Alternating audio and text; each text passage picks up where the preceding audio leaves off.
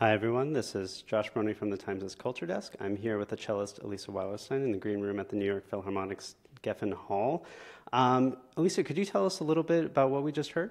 Of course, that was the second cadenza from the fifth variation of Tchaikovsky's Variations on a Rococo Theme. And that's what I'll be playing with the New York Philharmonic this week. And it's a concert series that starts tomorrow, runs through next Tuesday. Can you tell us a little bit about the piece? So we were just hearing the second cadenza, which comes where in this grand scheme of what Tchaikovsky is doing. Could you walk us through it? Absolutely. Well, it starts, I can just demonstrate this actually. It starts with this very famous theme.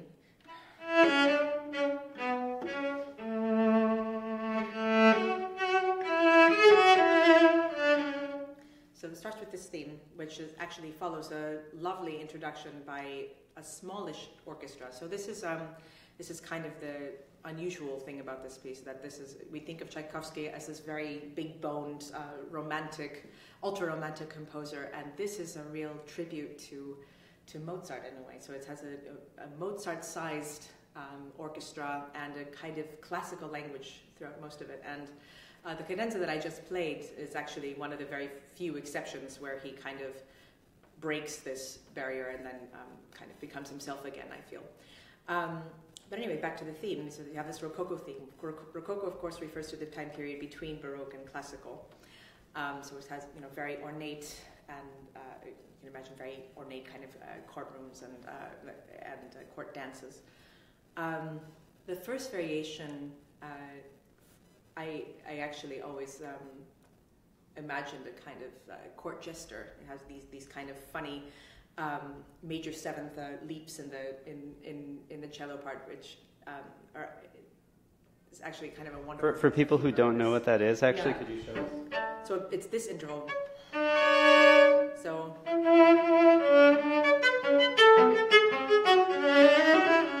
you have this kind of nice comic timing that he kind of writes in this music, which is really wonderful. And it's a lot of fun to play and kind of fun to play around the orchestra this way. It's like opera buffa, comic opera, that is. This is followed by the second variation, which is a little bit more virtuosic, has some running scales in the cello part, and has some wonderful exchanges with the orchestra. The orchestra is a little bit more involved, finally, in this. That's followed by the third variation, which is in a way, a kind of a love song. It's very ultra-romantic, I'd say.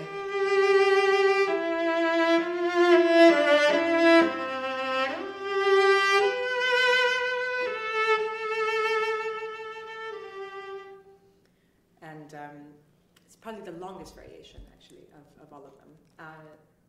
And one of only two slow variations of seven. The following variation is I'd say the most comic opera-like of all of them. It's very, very flirtatious and fun, and again, a lot of comic timing, I'd say. And then this barrels right into the fifth variation without pause, and this is where you have the two cadenzas. The first one, very light, almost frivolous, and then it's followed by the cadenza, which I started with where you can just breaking all of the barriers, breaking everything down, and segueing into the sixth variation, which is, I'd say, almost tragic in character. Very short, but quite moving variation. And this is followed by the last variation, which is extremely virtuosic and kind of perpetual motion. And it ends spectacularly with a lot of fireworks from the cello and also the orchestra, and so it's a great joy to play. And this, of course, is the Fitzenhagen version. Fitzenhagen was a wonderful cellist, solo cellist, who was living in Tchaikovsky's time, and he actually altered the order of the variations from the original piece. And it's one of the few instances where I feel that this actually made it into a better piece than the original. Have you always played this version of the piece? Always played this version. And I should say that you've been performing this since you were 13 with the Cleveland Orchestra. Could you tell us about that performance? Yes, of course. It was actually with Alan Gilbert, who of course is the outgoing music director here, and it was It's kind of funny because at the time I felt like I had been waiting my whole long 13-year-old life to play this piece with this incredible orchestra. Of course, I grew up in Cleveland, and the Cleveland Orchestra was the orchestra that I grew up hearing the most, and so it was a dream, and I just had a really wonderful time. That's really all. How does the piece change for you, especially, like a 13-year-old student's sensibility or, interpretive depth, how that changes with life experience, with scholarship? Where are you now with the piece compared with then? I think with every reading, with any masterpiece, actually, and it wouldn't only apply to this, because I actually played most of the major sort of core repertoire while I was a teenager, and so I have this, it's a great blessing to be able to keep returning to these pieces after I've developed a kind of history with them, and you just discover new details and new structural things, and you have the freedom to kind of experiment, and sometimes things work, sometimes they don't, and it's every time it gets freer. I think that's the kind of underlying theme. Great, and to everyone tuning in, I'm seeing some questions who are asking just who you are. To everyone tuning in, I'm here with Alisa Weilerstein, the cellist. We were talking about Tchaikovsky's variations on a Rococo theme. If you have any questions, please leave them in the comments. I'm reading along here, and I'll make sure that she hears them. Can we talk about any other projects you have going on? I mean, you're performing this piece with the Philharmonic. What else is on your calendar? A lot. I am the next engagement after this is actually with the Halle Orchestra, Shostakovich First Concerto with Sir Mark Elder conducting. Then I play with the Philadelphia Orchestra with Christoph Eschenbach with Schumann Concerto, and then after that is a tour with Czech Philharmonic of the UK, and the calendar goes on like this for a while, and other recording projects in the works too. Great, and another thing you've been touring is Bach's. Can you talk about this marathon, because some people have seen it, some people have heard parts of it. Can you walk us through, I guess, both duration and what goes into that, and what maybe even I imagine that must feel very cathartic working through that marathon. Can you talk completely? About that? Yeah. Well, it feels like many things. Well, I've been studying the Bach suites my whole life. Or my whole musical life, let's say.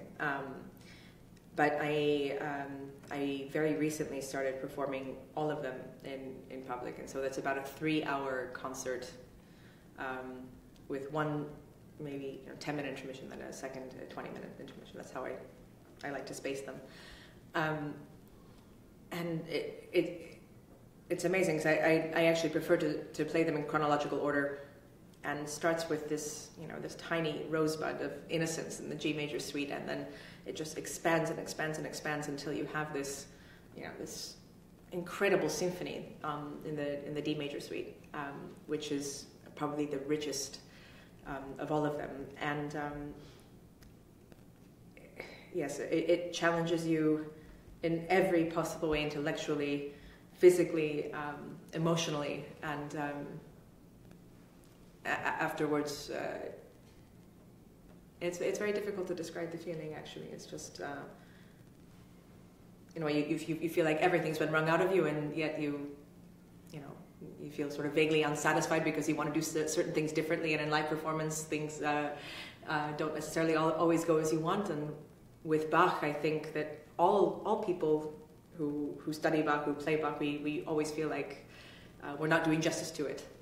And it's kind of a lifelong project to do this music as much justice as we can.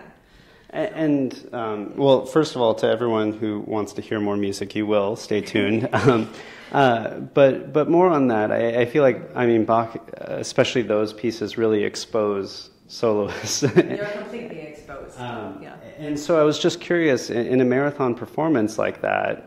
What do you have to do to, say, overcome any personal dissatisfaction you might have in the moment, or whether you even have that? Well, it helps to have a lot of performing experience, I think, with other music as well, and music where you also feel exposed. But you just have to keep going. In a live performance, there's really no other choice. And then you hopefully you have a recording and you listen back to it, and so then you think you're going to do something, you're going to do better in the next performance, and then the cycle just continues. And Sally Drell here raises an interesting point. She's actually just wondering who gave you permission to play with such brio. But sort of playing off that a little bit, could you talk a little bit about how, I mean, you have sort of a distinctive style that people like to write or like to describe when they're writing about you. Was that something that came in early through education? You probably have to ask my educators that question. It's not something I was particularly conscious of. I mean, I don't mean to evade the question, but it's, I think everyone has their own very unique response to music, and as to what I was playing before, the second cadenza of the Rococo variations, it's very, very passionate, and he demands it the way he writes it, and so this is my own kind of interpretation of that.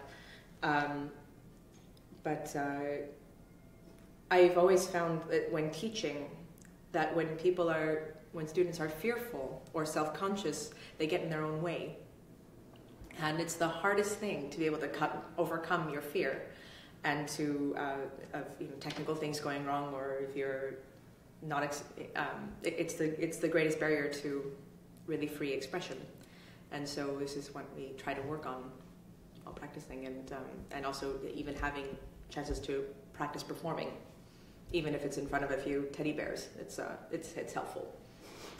Honestly. Have you practiced in front of teddy bears? I have. I've been known to do that.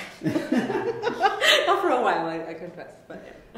And Jenna Lee Nash here is wondering about your decision to play the cello in the first place. I mean, you come from a wildly musical family, mother pianist, father violinist, your brother violinist conductor, you married a conductor. So why cello and all that? Again, it's not something that I was terribly conscious of, although I remember being very sure that was the instrument I wanted to play.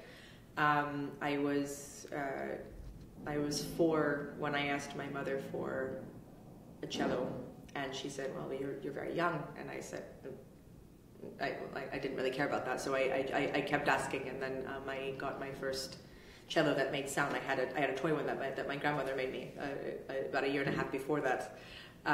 But she made me a string quartet of instruments out of cereal boxes. But I was not interested in the other instruments, as it were. I was only interested in the cello.